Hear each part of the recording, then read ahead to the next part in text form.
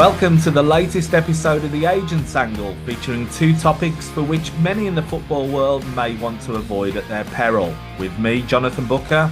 And me, Peter Paleologus. On The Agent's Angle this week, we'll be looking at the spectre and unavoidable issue of tax in the football world and how it impacts agents and also their clients, whether they be players or clubs. And sadly, we can't even get respite from the topic of FIFA Football Agent Regulations for just 1 week, as we look at the upheaval and damage it is continuing to create for agents and agencies around the world. And we look at whether in some cases compensation for such damages could be sought from FIFA.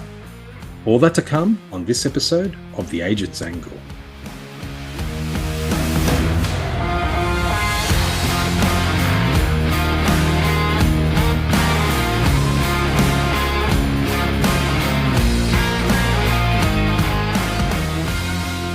For what would have been the first planned episode of The Agent's Angle for 2024, welcome.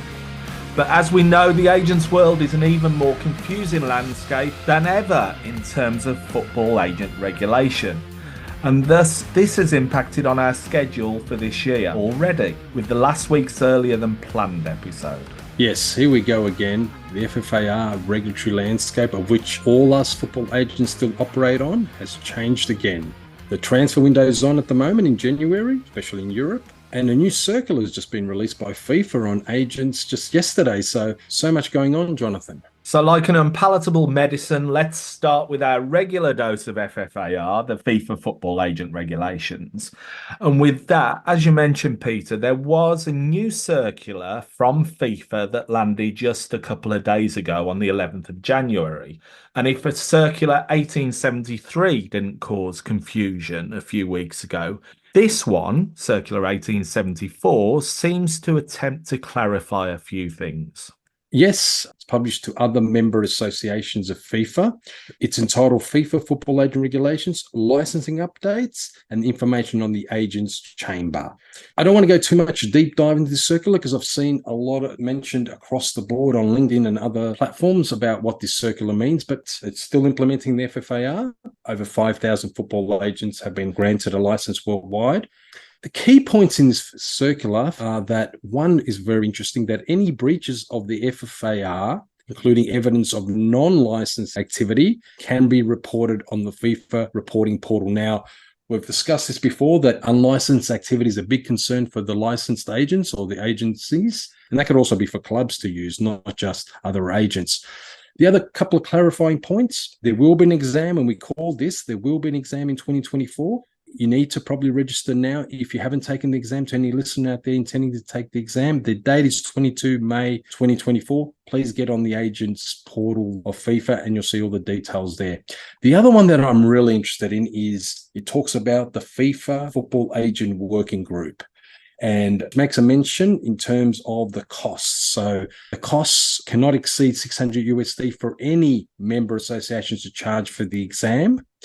But also, in terms of consultation, and I know this came from the African Football Agent Association. They made this recommendation, and they've been making it for a very long time to reduce costs that FIFA and also member associations in terms of licensing or licensing renewals. That the renewal for next year will be $300. And that also reminds me actually of an earlier recommendation made by an African agent, a Ghana-based agent to FIFA, where they said they wanted all player-agent representative agreements to be 3 years duration between an agent and a player.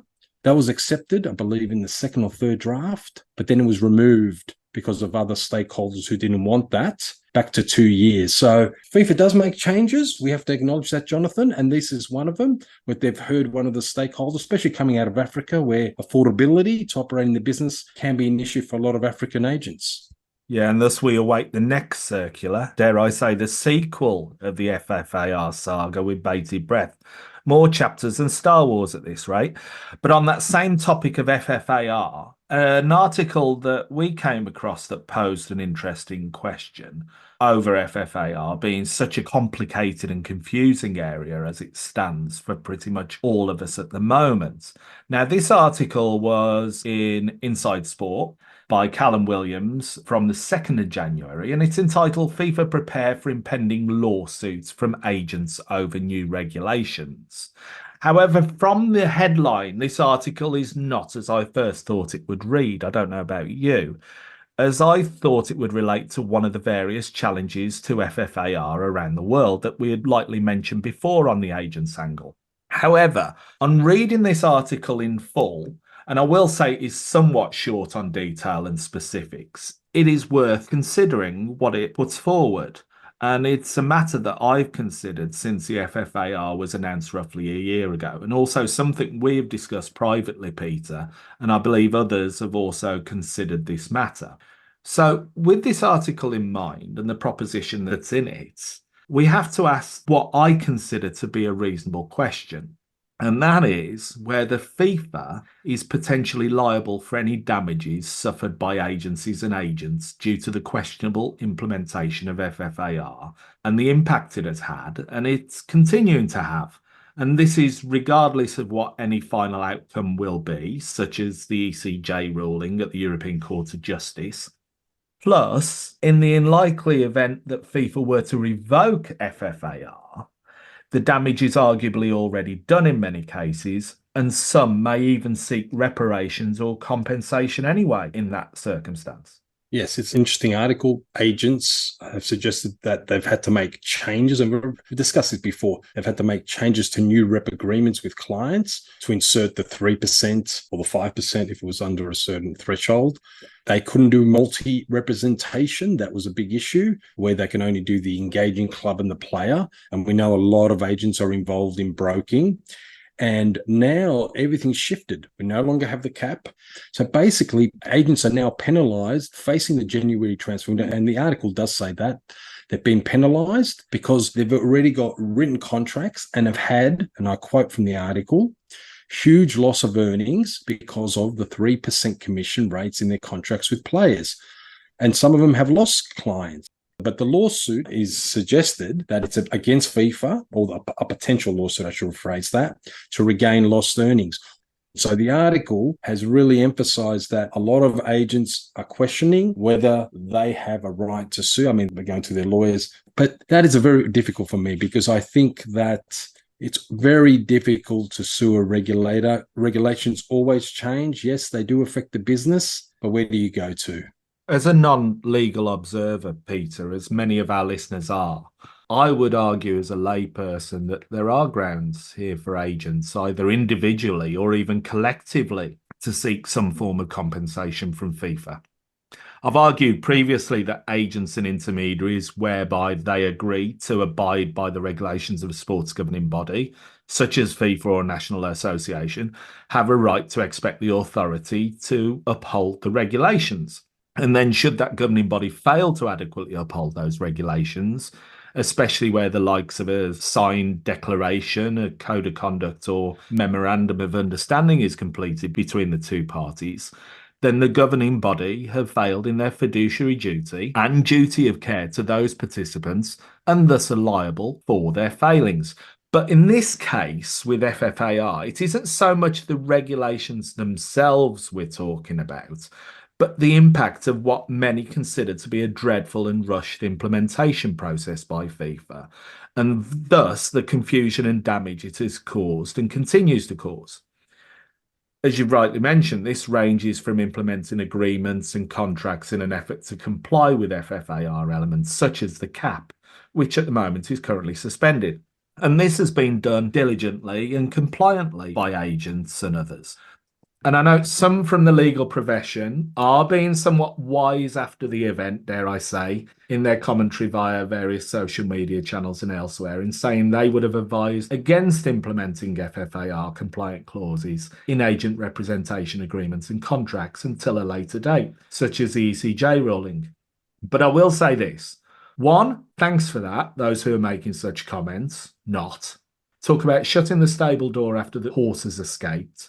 And two, I'm glad that you aren't my lawyer, as I know the good and competent lawyers have been ensuring their client agreements are compliant with all eventualities from December 2023 onwards. when we first saw what form FFAR proposals took, whether a partial implementation of FFAR followed, a full implementation of FFAR, or even FFAR being scrapped. Those plans and eventualities have been planned for by many good lawyers. Granted, getting these things done properly in legal terms is often costly, and many agents appreciate that some clients prefer the back of a postage stamp approach to a contract than a thorough and compliant one. And that might explain what you said earlier about agents possibly losing out on clients. But I'm not going to ask you to comment on the conduct of your fellow lawyers, Peter, or ask you to give legal advice. But I do believe it is a valid question as to where the FIFA may be somewhat liable if someone has suffered loss or damage due to the impact of FFAR implementation. Before I go to some degree to answering that question, I will say this: good agents would have had other services, and the way they contract, especially other services, checked through good lawyers. They would have good trigger clauses. For example, the German link came quite early. They could have adopted a clause around that, or changes in regulations. I know that we don't all have hindsight, but good lawyers will take into account what could happen. Now, back to your question, Jonathan. Seeking damages, which court would be suitable? Will you go to local courts?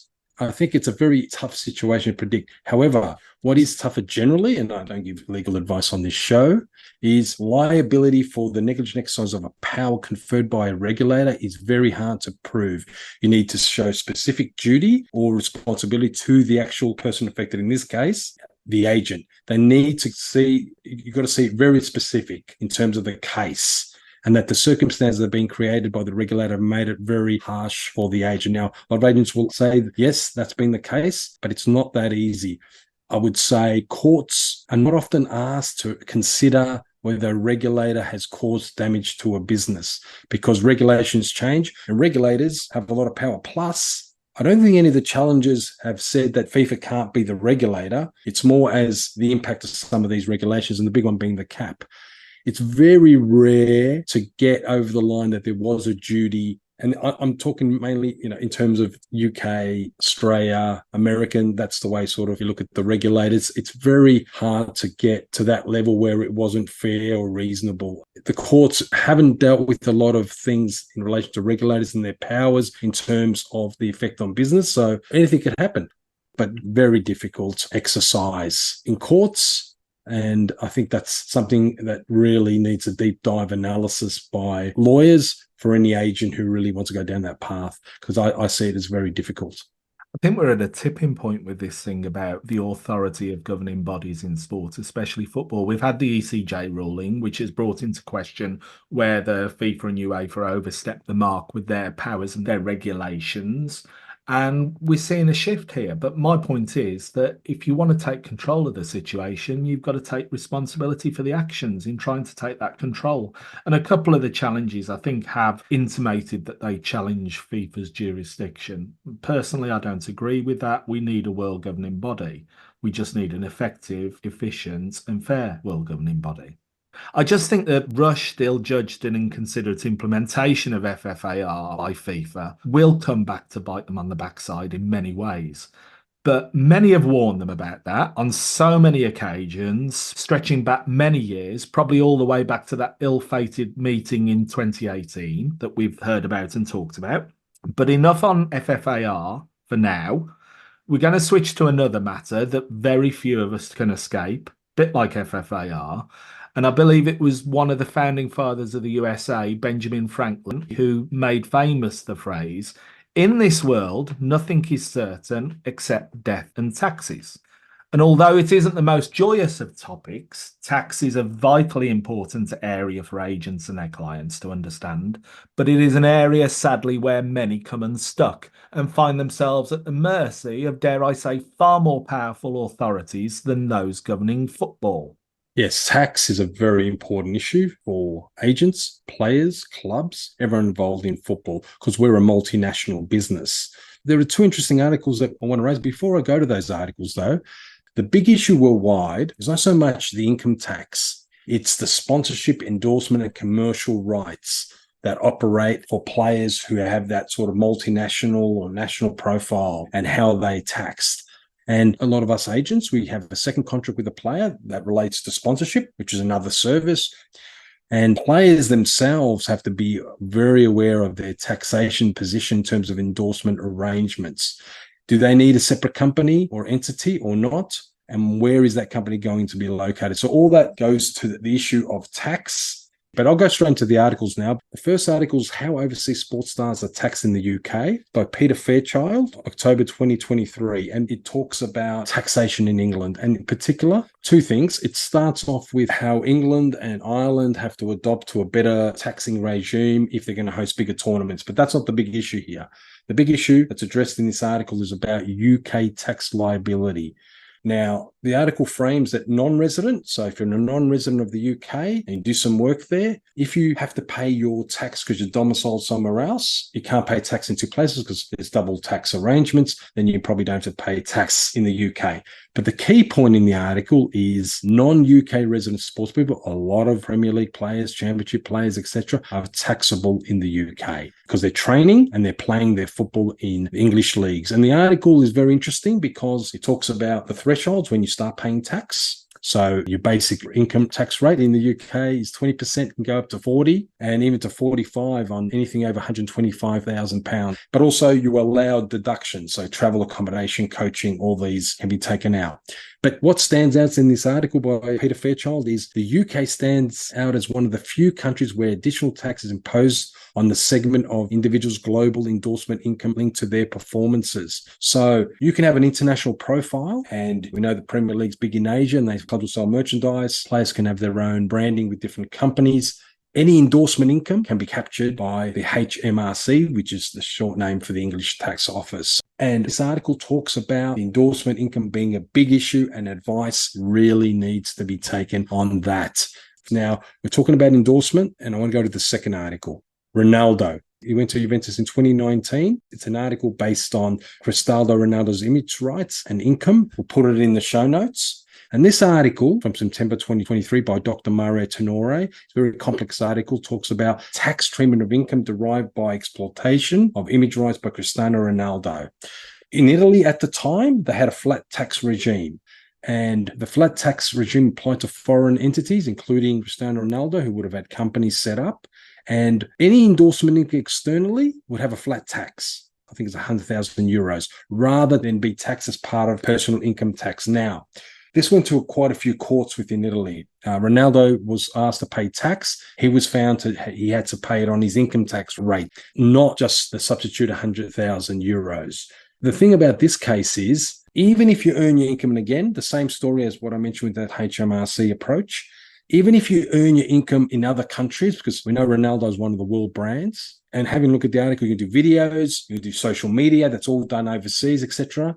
Still, there's a link to Italy, and that's how it was found that unless you're able to demonstrate that your performance is outside Italy very clearly, you separate the nexus. Then, if you can't provide proof of that activity being outside in terms of exploitation of your image rights, then you will have to pay tax within Italy. We know Cristiano Ronaldo was a tax resident because he was paying income tax, obviously, and that triggered also tax on his endorsement that was supposed to be taxed outside or promoted outside. So another interesting article. I will say this, that with Italy, we had the Beckham rule, and I'll mention this now. There was a Beckham rule where 50% tax break on salaries from players for abroad. So that's another tax issue in Italy. And I know AC Milan, a spokesperson from there, a lot of concern about removal of that. So right now, Italy as a market, not only have you got the Ronaldo factor or endorsement issue where your external endorsement can be taxed, subject to obviously the matter goes to further appeal or anything, but also there's reduction on the 50% discount or rebate you got in Italy as a foreign player. And that's going to hurt a lot of foreign players in Italy and not good for their league. I think it's important we point out, yes, that latter story is one of the biggest stars ever in football. But tax isn't limited to the superstars and their agents. Anyone is open to scrutiny from the tax authorities, whether it's an international player or a first-year professional, whether it's somebody playing in the UEFA Champions League or, dare I say, some obscure league elsewhere in the world. Yes, the big stars and their agents have far more complex tax arrangements with management companies, offshore elements, and image rights, but they also have the means and expert advice to deal with that. I would say it's a sliding scale for all agents and their clients, and agents have got to be aware of knowing enough for each individual client, wherever they are on the football ladder and what stage of their footballing career they're at. Having access to that best qualified advice to protect their clients and themselves is so, so important. And that case with Ronaldo, that's just in one jurisdiction. Quite reasonably, another jurisdiction presents another set of rules and complications, as you said, Peter. And if a player client moves to another country, the agent and the client needs the right qualified advice there as well. Yes, you definitely need advice everywhere you go. And simple questions. Is income tax paid in gross or net? What are the rates? Who pays the tax, the club or the player or the agent? What about payments to agents? Are they deducted? What about the family? If you bring over a family, do you get deductions for accommodation expenses, other rebates? Are you entitled to any other benefits? But income taxes differ all over the world, and especially in Europe. Football players do like going to low tax jurisdictions, and we know that. But I'll give you an example. It's not just Italy. Spain had the same special tax regime. They had a 24% tax rate and 19% for European Union residents, but they got rid of it as well because at the end of the day, they didn't want to have that discount. Portugal had tax relief for players that were non-residents, but that's gone as well.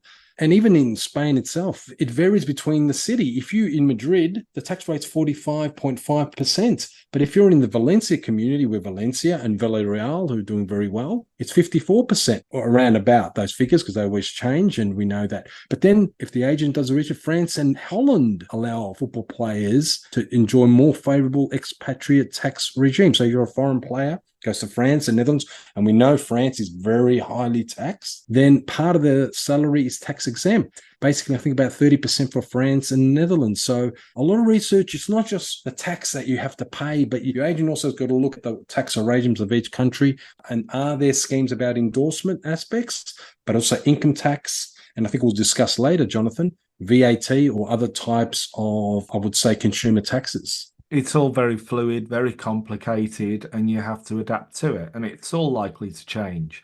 Now, we're very fortunate that the author of one of those articles you referenced, Peter, relating to overseas sports stars and tax in the United Kingdom, is our guest today on the Agents Angle. And so today we are joined by Pete Fairchild, who is an expert in matters such as tax in the sports world, and one very significant part of his client portfolio and experience is in the world of football.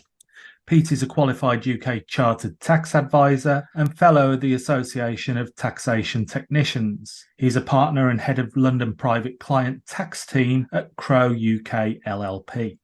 Over many years, he has advised private clients on tax compliance and advisory matters, which has included acting for many domestic and international footballers, past and present.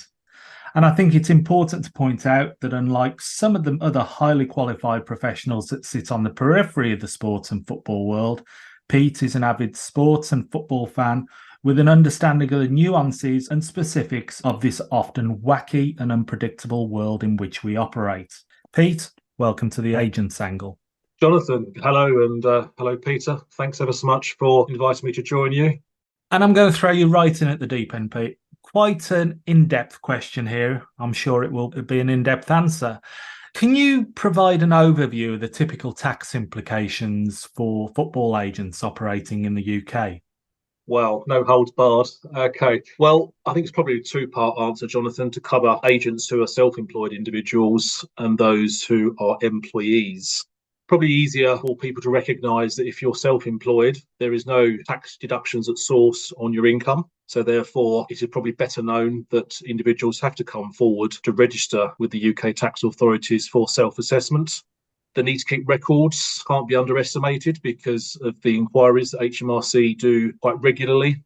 And even those who are working as an employee, yes, the vast majority of their tax obligations should be taken care of by monthly deductions at source under the payroll scheme.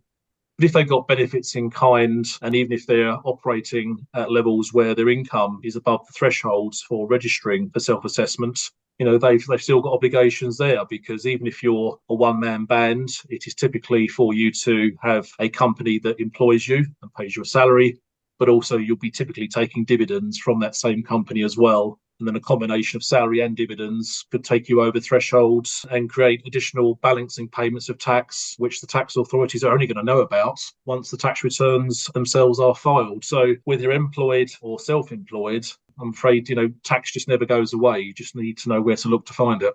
Pete, welcome to the show. You mentioned there the HMRC, which is the UK tax regulator or tax office. We've seen recent cases in Belgium, the Belgium tax office, the Spanish tax office being more assertive in the fees, commissions, agent space in terms of payments over the last, few years. In your experience, how well informed are football agents generally about the tax aspects of their profession and those of their playing clients? Yes, thanks, Peter. That's a very good question. And I think in terms of their own position, agents are generally quite well informed, to be fair. So in terms of filing accounts, tax returns, annual confirmation statements at Companies House, these are just ongoing compliance issues, which I think most agents are probably abreast of. Where I do think there is a slight contrast, however, is when it comes to the tax issues relating to their clients, which I think was the second part of your question. And one of the recurring conversations I have is, and this isn't being critical of the agent community, why would they know? Each their own. But I've had it challenged to me when I say that a player has to file a tax return. Well, why does he? Because he's an employee, and therefore all of his tax issues are taken care of by way of payroll deductions from month to month. Well, those deductions are indeed taking place, but they're referenced by a tax code, which is a little more than a guess, which is what the tax authorities tell the employing club to deploy and use in their payroll calculations. So quite often, sometimes there is too much taxes deducted month to month. So therefore, you have to file a return to reclaim the excess. But with payment of agents fees, which I'm sure we'll go on to talk about, which creates quite a significant benefit in kind charge for the player, that hasn't been factored through the payroll deductions as a matter of course, certainly in the first year or two where this happens. So there could well be quite a sizable balancing payment tax still to pay.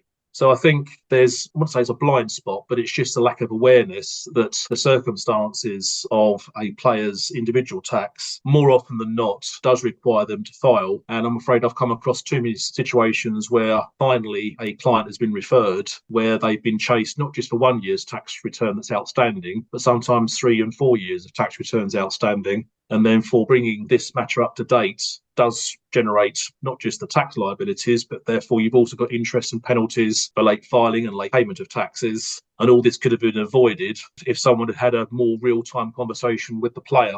So it's not until someone comes along that does what I do as the tax advisor.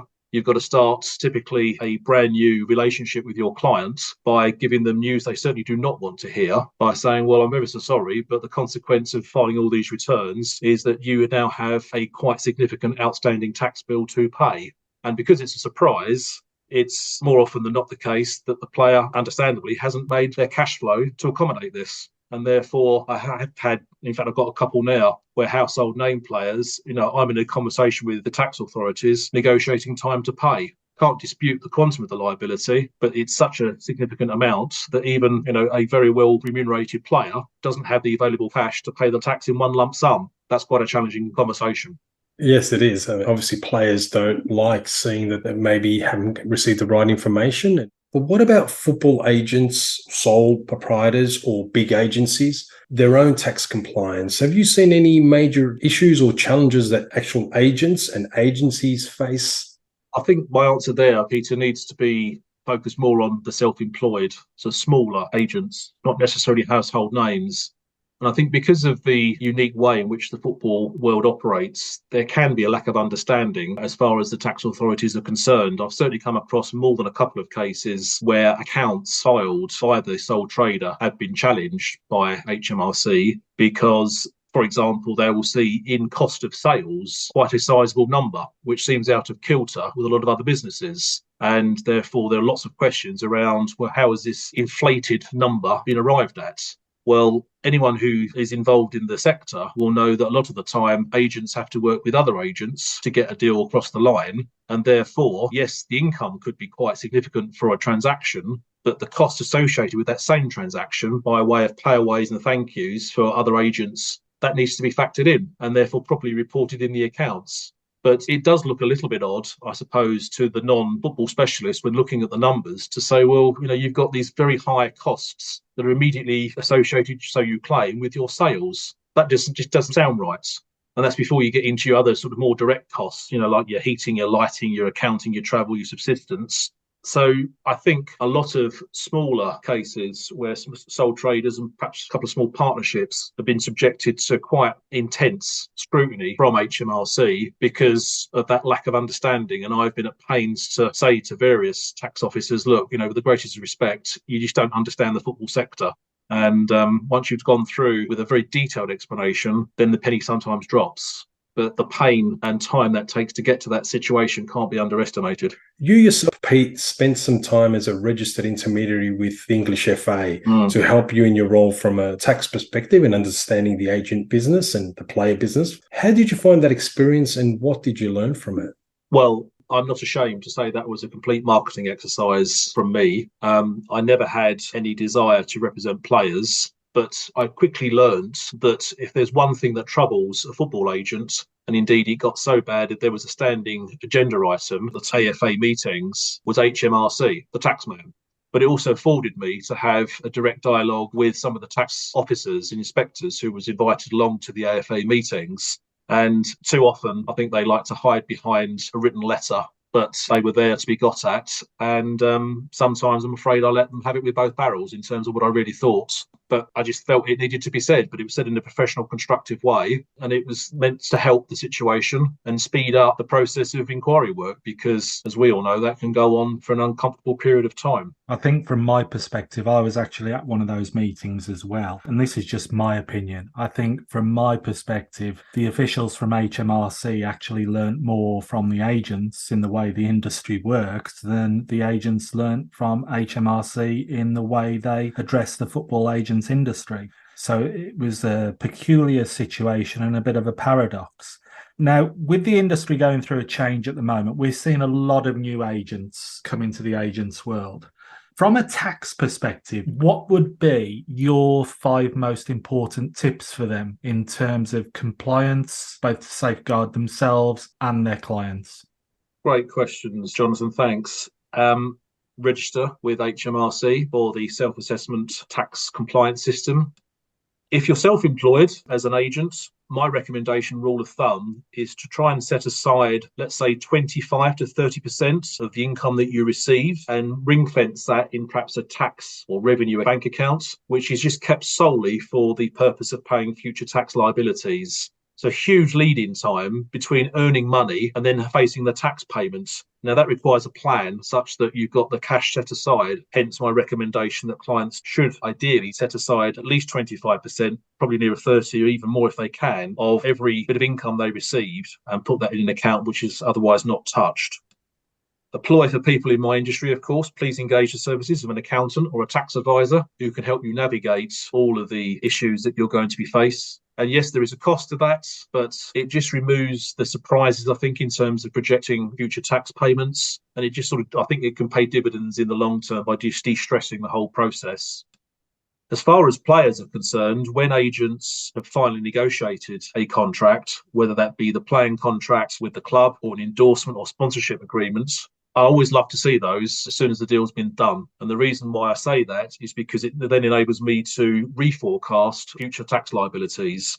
So I've had a case recently where I saw a playing contract of someone who's just signed a 5-year deal. I'm able to project 5 years in advance where I think tax liabilities are going to be due and payable every successive 31st of January. And the player doesn't have to stress about scrabbling to find together what could be quite sizable sums of cash with very little notice. And I think the final and fifth bit of advice is that if you're ever unsure in this, and I do it myself, there are times, perhaps not quite daily, but certainly weekly, where a client asks me a question, I'm not entirely sure of the answer because tax is such a vast subject. I will have to press the pause button, go and ask a colleague, or go and look up the answer by scouring through the tax legislation before you give the answer. So I think my final and fifth recommendation is that to always seek advice if you're unsure rather than just have a guess. The new FIFA Football Agent Regulations, the FFAR, seemingly allow for non-agent services which fall outside the contentious issue of the cap. And as such, you've got professional services such as legal services, financial advice, investments, and arguably taxation expertise from professionals like yourself are allowances for an agent to provide those services irrespective of the cap on agent commissions. Do you think it's a worrying crossover of roles where agents may profess to offer tax advice if only to circumvent the cap on their agent commissions? And what could be the implications of such activity? Yeah, I can understand the thrust of the question, Jonathan. I can understand the trap that he's going to be set there, because if FFAR does come through and agents' commission is restricted to, let's say, 3%, then it does open up the conversation as to these extracurricular services that could be provided. And I think we all know that looking after a player can sometimes involve a whole raft of services that are probably outside your initial scope of engagement. I certainly do that myself as a tax advisor. But if you compare a football agent receiving 3% compared to someone representing an entertainer, where typically commission is a bit nearer 20% in a lot of cases, then to keep up standards of living and income levels of enjoyment that people have been used to, yes, I think human nature being what it is, there is the risk of people saying, well, you've paid 3% for my work to get you the deal for the club, but actually I've done X, Y, Z on top of that, and that's separate to a separate fee. I'd like to think that a lot of sensible agents, if they're not lawyers or not tax advisors, won't go into those areas in any way, shape, or form. Yes, they can potentially charge a little bit of time, I suspect, for making an introduction and being part of ongoing conversations that are then led by the proper professional. But I really would counsel against people purporting that they do possess legal and tax and other skills to provide the all-round services to their client, because I think the implications of that is just huge risk of getting it wrong. So, yes, it's tempting. I can see why people are thinking, well, my income's going to drop as a result of the new regime, but stick to what you know would be my firm recommendation. I mean, certainly a lot of the time I'm being asked about legal matters. I'm being asked my advice on financial products and recommendations of what's hot, in terms of providing a quick buck, whether it's crypto, whether it's startup business. I'm just absolutely not qualified to give advice on that. So I just don't. Absolutely. I think Peter would concur with that as well. Now, the FFAR are in a state of limbo at the time of recording. We don't know what's going to happen. We don't know territorially what's going to happen. But going on to a subject that I know from past experience is of great interest to HMRC and quite a lot of people, and it's a variation in the FFAR from FIFA. It specifies permitted dual representation, and dual representation and duality is of particular interest to HMRC. I think I'm safe in saying that. Now, with this permitted dual representation, in the cases of an agent representing both the engaging club, i.e. the buying club, and the individual or the player in a transaction, can you see this causing complications, and how do you think it will be received and treated by the tax authorities in the UK? Well, I think the simple answer to that, Jonathan, it is already on HMRC's radar and has been for some time. I've seen inquiry after inquiry after inquiry from HMRC looking at the split of agents' fees going back several years already. And they're now saying that their previous commentary in terms of the split of an agent's fee in dual representation cases was only merely guidance, where it was stated it's broadly 50-50 in terms of an agent doing half of his work or her work for the club and half of their work for the player. And therefore 50% of the overall fee has been reported for tax purposes, both on the club form P11D that reports benefits and expenses, and therefore 50% only on the player's personal tax return. That's what creates the benefit in kind charge that we were just talking about a few moments ago. Now, it's been suggested by HMRC that actually 50-50 bears no commercial resemblance to what actually happened, and was the agent spending 90% of their time effectively working for the player and only 10% for the club, and therefore the player's exposure to income tax would be much higher. And the very nature of a football agent's work is verbal much of the time. So therefore, keeping records of meetings, keeping records of phone conversations about who was saying what to whom and what particular person or club they was representing, they just never kept. So therefore, when HMRC are asking for evidence to back up a 50-50 split or some other splits, evidence is somewhat scarce, to put it mildly. So going forward, yes, the new FFAR regulations say that dual representation is permitted. My plea to the agent community would be to say just keep records and lots of them. And yes, it is a pain, but once you put the phone down on a conversation, or once you've come out of a meeting, perhaps when you get back to the office or back home, just dictate a file note of who said what to whom and which party you was representing. And if you can try and quantify the value of your input in that situation, that would be really, really helpful if HMRC come knocking sometime down the line. Yeah, another aspect of FFAR, and one that FIFA quite openly speak about, and they use the term quite a lot to substantiate the FFAR, is the client pays model. Even though some aspects of this are still unclear as we go through all the various legal cases and the challenges and the refinements on a national basis, from a UK perspective, what are the effects of this approach? And can you see any problems for agents that they should try and avoid?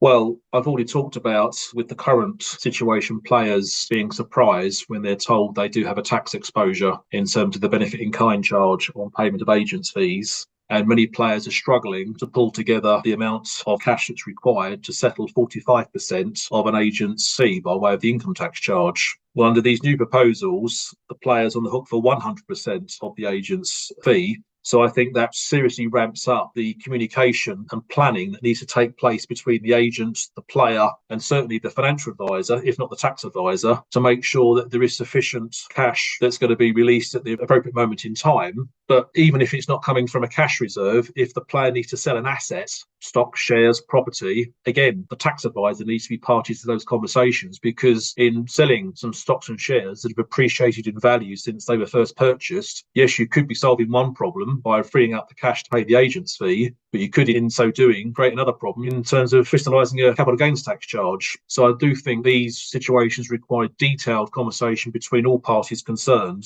to make sure that all the angles are covered. It's certainly not getting any easier. Let's put it that way. At the time this episode goes to air, in probably the middle of January 2024, it's transfer window time, especially in England, but also around Europe. A very busy time for you, as much as it is for us agents. The transfer window is a time for many agents to get the deal over the line. We also see lately a huge upsurge in player loans internationally. When agents want to get this deal over the line, they may not consider the implications of what tax is paid, because in a lot of these arrangements, clubs share the cost of the player, the salaries, etc., and they may be in two different countries. What common errors have you seen made by agents during the hectic transfer window, especially the January window, in regards to their agent activities? Well, everything is in a bit of a cauldron, I think. And a cauldron means that there is a very high pressure situation. Lots of things are rushed because everyone's conscious of the clock ticking down towards transfer deadline. So therefore, sometimes proper account is not allowed for a review of draft documents that are prepared.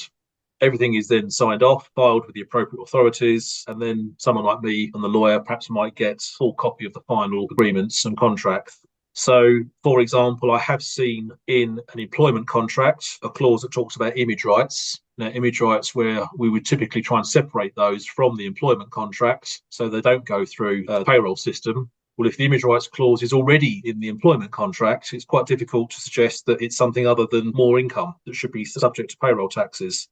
Clause 4 of the standard Premier League contracts, which talks about how the club has got rights to certain images, that should be tweaked or even sometimes completely removed from the contract, again, to create an image rights situation. Quite often that's left in. And if I had £5, Peter, for every time I've had this situation, I would be sat on the beach somewhere very nice, enjoying a cocktail. The player is sat there with a pen poised above a contract waiting to sign, and all the press is all arranged, the shirt has all been printed, and then someone says, do we need to seek some tax advice at this stage? And I get the phone call, and my reaction is, what the hell am I expected to do at this stage in proceedings? So I get the fact it is extremely high pressured. I get the fact that there is this furore of activity to get it over the line, but you've got to allow, or should allow, as far as possible, legal experts and tax experts to be allowed sufficient time to properly review the documents, to give their blessing to them before you have the camera with the player pen poised above the contract waiting to sign. But the consequences of getting that sort of thing wrong, as I've seen, and I've been the one in another case where the clause about image rights was talking about payments to an image rights account. Didn't even say who the account belonged to. So again, it just leaves opportunities down the line for HMRC to come along, scrutinise these documents and start asking questions where, if things have been done properly with a thorough review, would have cut that off straight away, and they wouldn't even be in a position to ask the question because the contract would have been watertight. So it's probably a bit of a rounding answer to that question, Peter, but it's rushed, it's high pressure, and sometimes, some errors can slip through. And we've focused with this interview and this podcast on your expertise from the UK tax perspective. But there does seem to be heightened interest from tax authorities around the world in football agent activity and player activity of high-profile players such as Messi and Ronaldo, and also lower down the scale, it's not just the superstars who get that scrutiny. But for me, and I might be wrong in this, Pete, and you'll correct me if I am, HMRC in England seem to be more subtle, if not covert, in their approach. But that also seems to have changed in recent years. They sent out letters via the FA to registered intermediaries a couple of years ago. There's been communications to clubs. There's been various announcements of new treatments and official documents regarding football agents. Some of that has gone a bit quiet since COVID. Is this heightened interest and these communications merely warnings in your experience, or is there a significant increased scrutiny of all agency activity in the UK? Yeah, my personal view here, Jonathan, is that for some while now, HMRC has viewed the sports sector and particularly football as low-hanging fruit for them, which means that with the amount of money that's sloshing around in the English Premier League, arrangements that are sometimes, as we discussed earlier on, hastily thrown together, it's good pickings for HMRC. We've seen for years and years and years multiple inquiries into image rights as to whether they are commercially justifiable. We've seen the splits more recently of agents' fees. And I think the quantity of such inquiries, certainly on the agents' fee side, is up year on year. That's both for clubs, players, as well as agents. HMRC, they now have a dedicated sports section, which I think is helpful because you're dealing more regularly with the same individuals, and therefore their understanding of the sports and certainly football sector is increasing. That should, in theory, help progress inquiries perhaps a bit more quickly than they have done in the past, because, I've been around such that in long-standing inquiries, after a year, you see another tax inspector who's new to the case come on the scene. You've always got to start the process all over again because people get moved on and moved around for different experiences. I get that from their career with the tax authorities, but that doesn't help speed up the process of what could be a very worrying, challenging time for the player who's thinking, when's all this going to end? So to have a dedicated team where you've got the same individuals that you're encountering more frequently, I think should help. But yes, I don't think the interest of HMRC will go away anytime soon. And as we've just discussed with FFAR and the continuing duality of representation situation, it's going to run and run.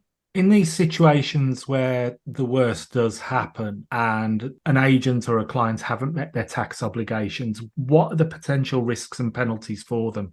Well, yes, HMRC, once they've issued an inquiry, or even sometimes when they've issued one of their so-called nudge letters where they're saying, we suspect there may be something you want to tell us. My plea to the agent community is please do not ignore that letter. Get expert advice. It's something that's not going to go away. And the longer it's left, potentially the worse it's going to get. The consequences for getting it wrong, we've talked about late payment of taxes and therefore interest and penalties. But at the same time, I get it from HMRC's point of view. They are doing a job. They need to be treated professionally. So therefore, engage a professional tax advisor to deal with the HMRC inspector. Please don't lie. Please don't falsify documents. And the temptation there is that a lot of the time, coming back to what we said earlier on, HMRC have got better at this, but initially believed that there was a lot of documentation that they wasn't seeing. So they was asking for things like, well, show us your meeting notes of the meeting with the finance director of this football club. Who said what to whom and in what quantity, blah, blah, blah. Well, effectively, HMRC is asking for a document to be supplied that simply does not exist. So therefore, please don't go away and try and create it. It doesn't exist. Simply say it does not exist. And if that doesn't satisfy them, then, my fallback position is to go and get witness statements. So there are tactics, and it's a bit of a game that you can, dance around with tax officers. At the end of the day, of course, we mustn't lose sight of, in my opinion, that we're only after the same answer. We want the client, the agent, or the player to pay the right amount of tax. No more, no less. So that needs to be respected on both sides. In serious cases I've come across in the past where perhaps people have, and this is not just in the agent community, this is with clients generally, they've put stuff offshore. I thought, well, if it's offshore, it's out of sight, out of mind for everybody. Well, these days, beware, of course, because there's a greater degree of exchange of information between the UK tax authorities and tax authorities in other jurisdictions. because with offshore, word is evasion, the penalty could be 200% of the tax liability, which usually focuses people's minds. So paying the tax itself is expensive enough, and then you've got an interest charge because it's late payment. But if in the case of severe deliberate non-compliance or non-reporting, your penalty could be 200% of the tax. And I look back to the autumn statement, week 3 of November, for serious tax fraud, the maximum custodial sentence was increased from 7 to 14 years.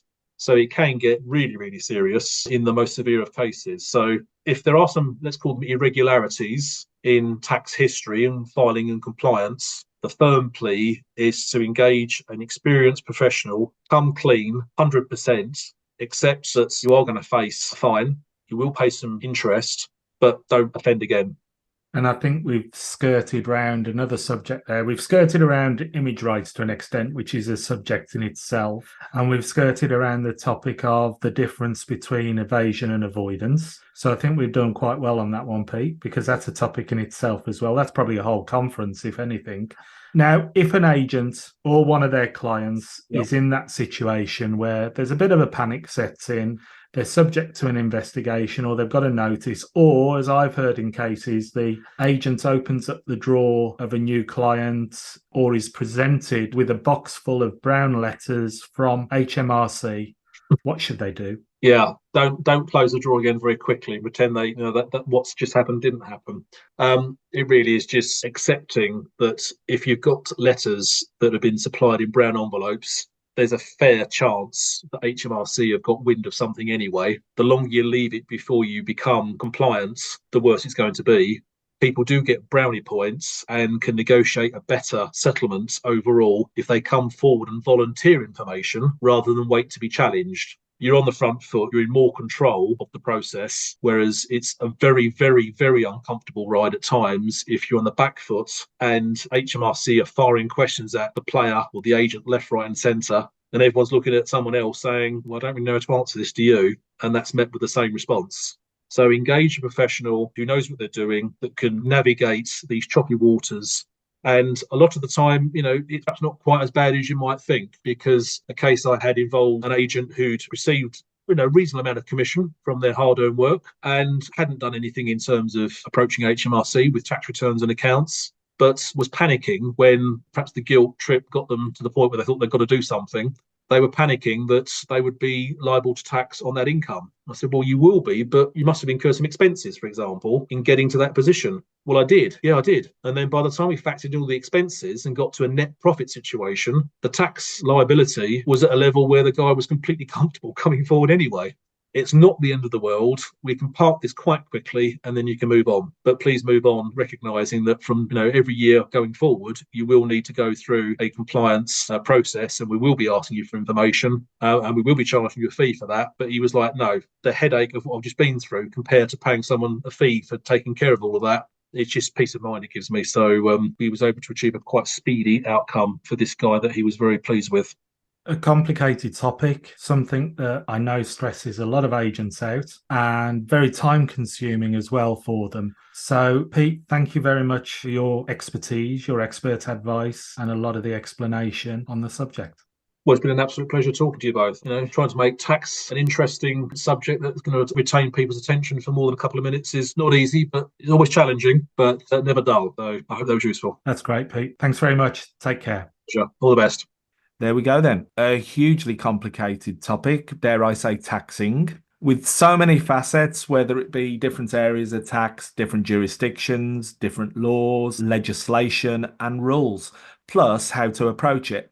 I do quickly want to point out a few things in relation to that chat we had with Pete Fairchild there. Firstly, that was recorded back in December, as at this time of year, Pete is absolutely inundated working with many agents, players and clubs due to the January transfer window. So some tax legislation may have changed in the intervening period. Secondly, we also have the suspension now of elements of FFAR that were discussed in there, but we don't know whether those are going to come back. And finally, it is important for those of us who don't work in tax, similar to law, to recognise there are many specialist areas of tax. And as such, we couldn't go into those specifics, as we would probably need many hours to do that and possibly a panel of Pete's experts, associates and colleagues to cover everything a football agents or their clients may have to deal with at one time or another. It's a very complicated area, as we've seen in many countries, tax players, clubs and agents, and a lot of tax cases are in the news for players. Now, a lot of players want to go to countries where they pay on net terms, which is quite common in Asia, where the club pays any income, GST or VAT, GST is General Service Tax. Now, it's three ways: what the player will pay, what the club will pay in tax, and what the agent will pay. That needs to be delineated and clear cut. You need to give your client, as an agent, they're the principal, where to go for advice to know who's paying what tax, because we know there's always been cases, people getting themselves in trouble. And one of those specialist areas of tax in the UK, and also some other jurisdictions that you touched upon, Peter, in its various forms, is VAT, or value added tax. People can be forgiven for thinking VAT is a simple tax, a percentage added to the value of certain goods or services, but it can get far, far more complex than that, not least when it comes to football transfers and ultimately football agents. As such, a particular case caught our eye and many in the tax, accounting and football world last year. Now, the article, we've got two sources here. We've got what I think is the original one from Anthony Reeves at Mitchell Moores on the 3rd of May 23. And then we've got one by Rick Lowry at Accounting Web on the 12th of May 2023. And it talks about a defeat for HMRC in a football agent VAT appeal. So referring to the information presented in these articles, and as I interpret it and understand it, as I'm far from a tax expert, as my accountant and Pete Fairchild will no doubt concur, this is a football agent who has won an appeal against HMRC, the UK tax authorities, over a VAT tax liability. The liability was incurred for services relating to the international transfer of a player. The complication seems to be caused by the fact that rather than vary the standard template representation agreement from the English Football Association, the FA, which would have required FA approval, they use what is referred to as a waiver letter in addition to the standard agreement. This was because the business model of the agency was that they would receive a percentage of the client wages, i.e. the player, nothing unusual there, but they did not charge the client themselves, and instead the club paid all of the agent fees.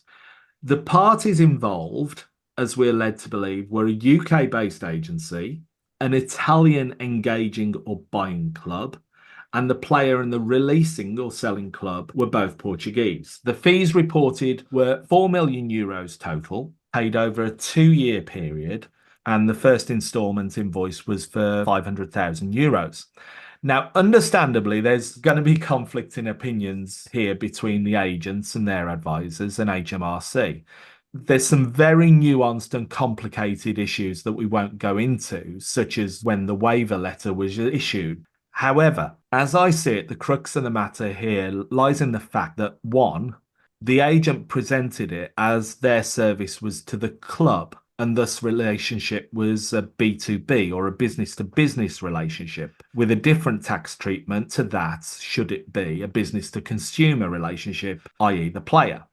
The tax authorities, however, I believe saw the service provision either full or in part to the player, and thus the agent's fee is taxable by means of VAT. So we're talking about roughly 440,000 euros that would be due in VAT. So in summary, on what seems a very long and convoluted case, the decision came down to the wording of the agreements, something you'll be glad to hear as a lawyer, Peter. And it appeared that the appeal of the agency was allowed in full based on the fact that the place of supply of the services by the agent was Italy, and therefore VAT was not due as the services were not provided in the UK. I will say, however, Peter, I think this is absolute nuts. that such matters get to this point, but it is the fractured nature of the industry and the complications agents, players, and clubs face. Yet I can see how it happened. I doubt very much it is or will be the only such case. And scarily, I think it very likely we will see more of these sorts of cases because of the increasingly fractured and confused nature of football agent regulations around the world.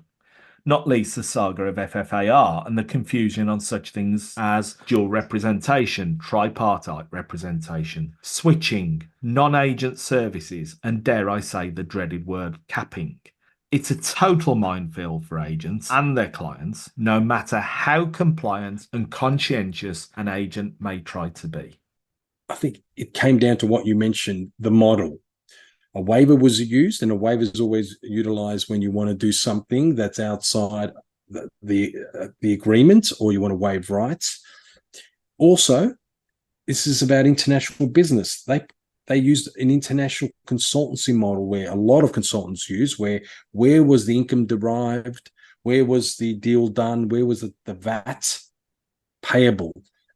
And the way it was structured, it was not related to the UK for this transaction, at least, because it's always a case-by-case transaction.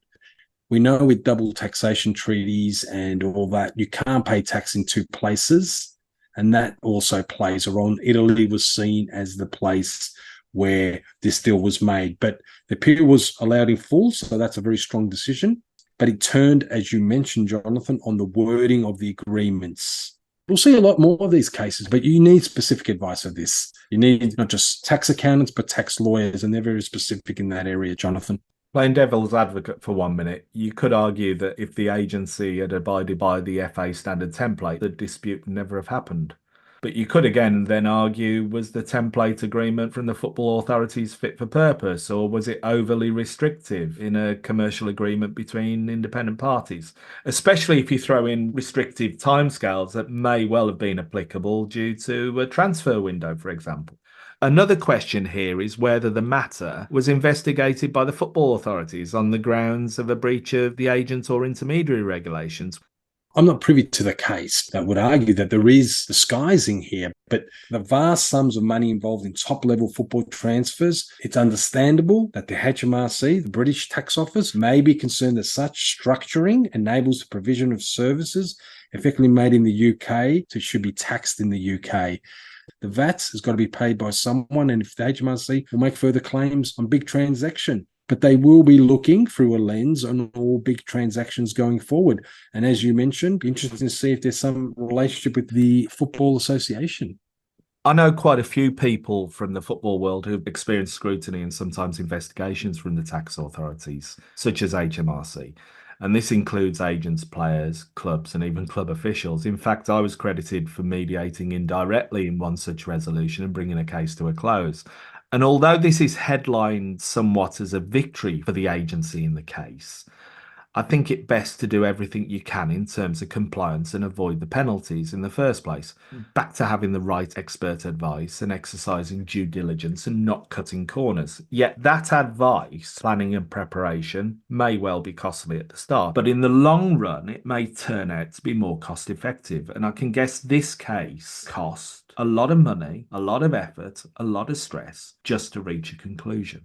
Yes, and I think I mentioned earlier that it's international business. Taxes in Asia, in my part of the world, can be lower in some countries, or you get net, you get a package. You know, in Malaysia, it's up to 28%, Thailand, 35%, Korea, 35%, I think, Japan, 40%. My country of Australia can go up to close to 46.5%. And there's also money paid into pension funds. If you're at a team for 1-2 years, social contribution, solidarity funds, when can you access those? And talking about Asia, image rights are not that well developed in this region. Even Australia, where we have a strong sports marketing culture, the tax office is careful to look at any companies you set up about image rights, whether you can split between your individual income and the company's income, which may be based in a low tax country. So everyone's looking at those things as well. So it's a complicated area and you need the right advice. Now, I want to move on to another angle. It's the club angle. And there's an article, very interesting article entitled Premier League clubs avoided £250 million in tax, an expert has estimated. It was published last year, 30th of March 2023, by Ben Chu and Mike Cohen from the BBC. It's tax policy associates that have made some research saying that over £250 million have been avoided over 3 years. It's an estimate. And this relates to also football agents who are paid to represent both players and clubs in negotiations. So a lot of these multi-representation type agreements. The article mentions that the HMRC is investigating a number of clubs.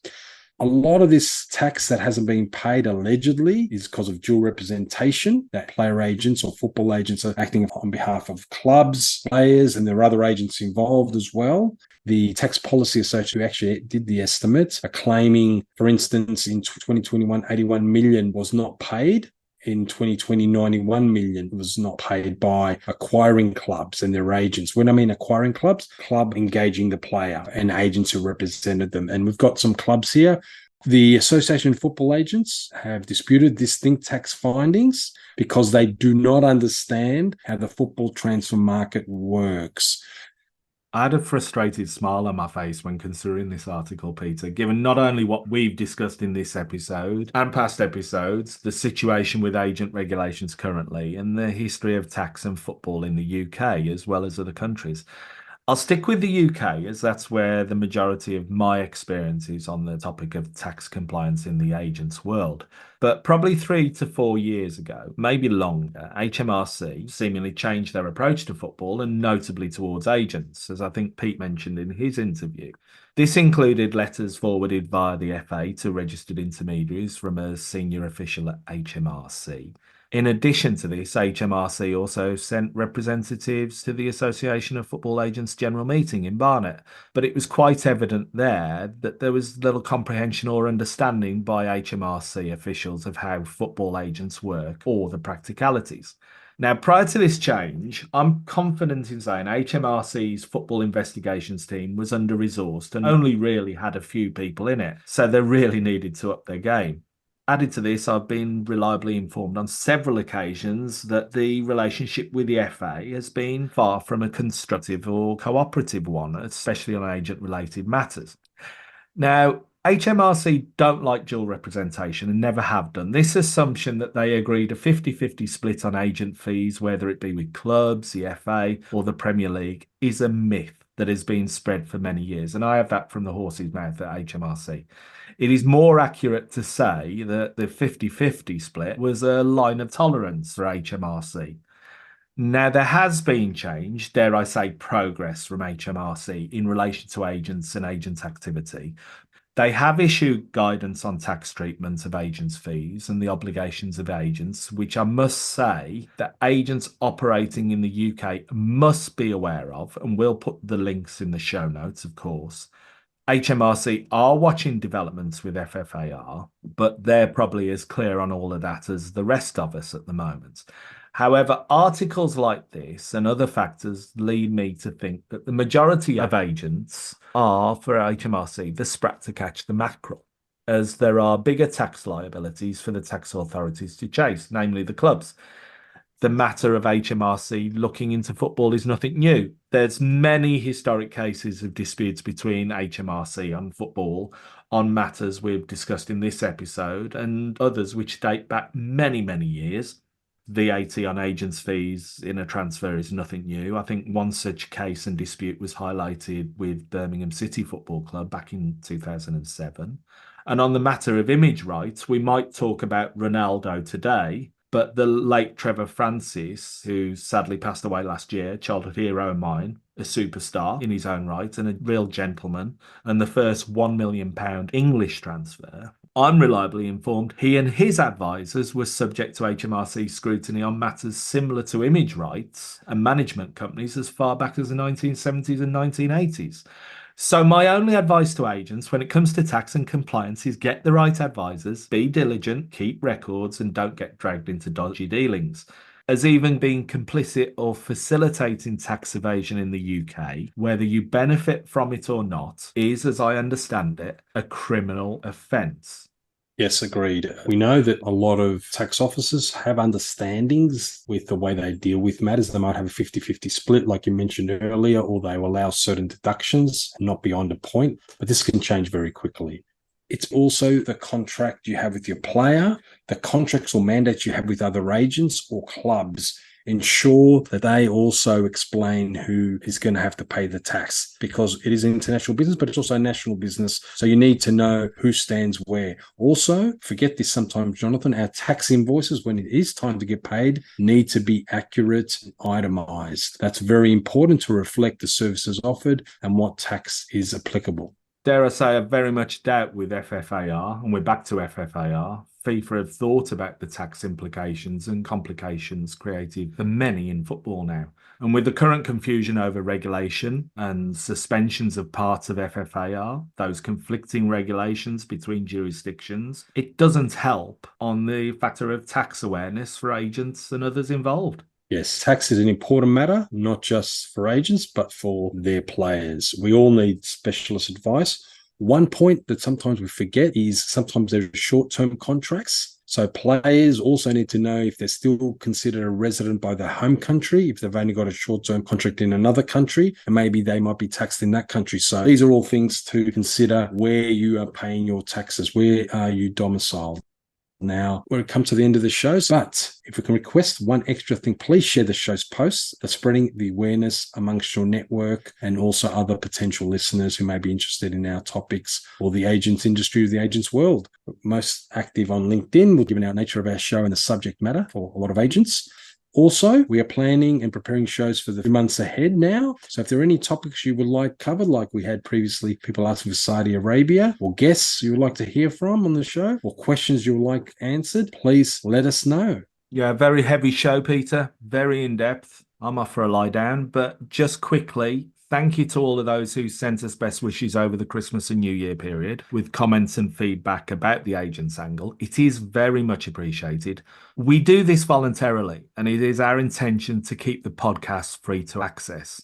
Yes, it takes up a lot of time with planning and production. So when we get those positive messages, comments, and social media shares, knowing that our efforts are appreciated and help not just agents, but others in the football world, it does make doing this all the more worthwhile. So until the next episode, take care, everyone, and it's bye from me. Bye from me.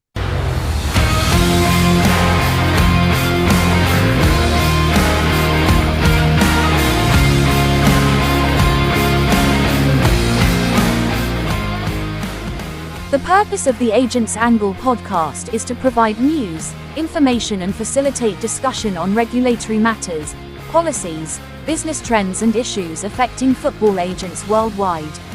The opinions and recommendations presented in this podcast are for general information only and should never be considered legal or professional advice. Furthermore, the views expressed by guests are their own and their appearance on the program does not imply an endorsement of them or any entity they represent. Thank you for listening.